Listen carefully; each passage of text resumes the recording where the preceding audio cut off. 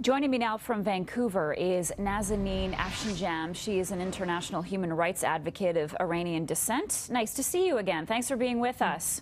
You too. Thank you very much. So as you watch the demonstrations and the protests turn bloody and violent, what are your concerns? It's just that, the safety of the people.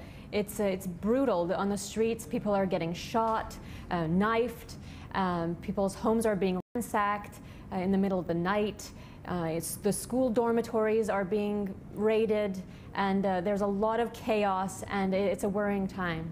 Many of the protesters are women. What is life like for women in Iran, and do they have more at stake in the results of this election? Certainly. Iran's penal code is ruled on Sharia law, and Sharia law states the life of a woman is worth half of a man's. So you can understand the human rights abuses that are in place there. There's a huge women's rights movement in Iran. They are running a campaign called the 1 Million Signatures Campaign to End Discriminatory Laws, and they're the ones that are very vocal. Prior to these, the unrest that you see today, they've had demonstrations, they've been imprisoned, they've been tortured, and definitely they are a huge portion of the population that wanted reform. And Mousavi's wife, Zahra Rahmar, she was one of the leading figures in this campaign movement, and they were strongly favoring him because of her. So definitely the women have a lot at stake. What do you think Canada or the United States, which has already been accused of meddling, should be doing at this time, or do you think that they should interfere? I do think they should interfere in some way. If they are going to have this relationship of rapprochement, I don't think it should compromise people inside Iran. They should stand in solidarity with the people.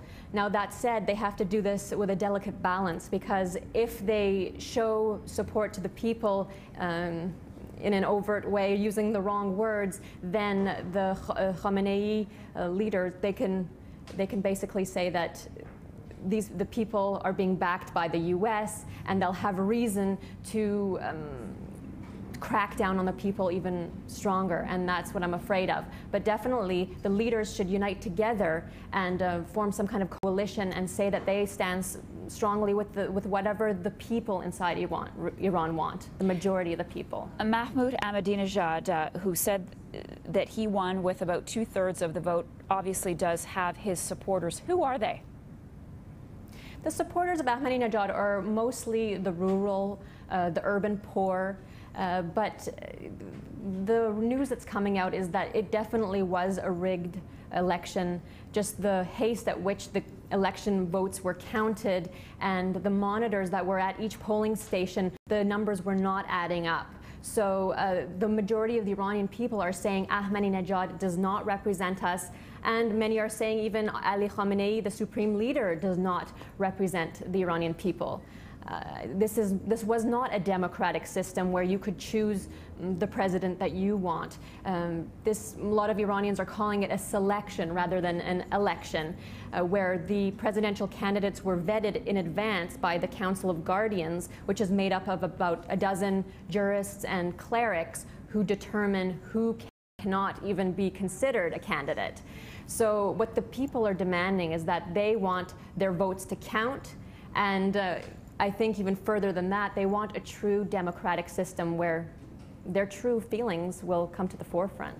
And we will leave it there for tonight. Nazanin Afshin-Jam, thank you so much for talking to us tonight. Do appreciate it. Thank you very much.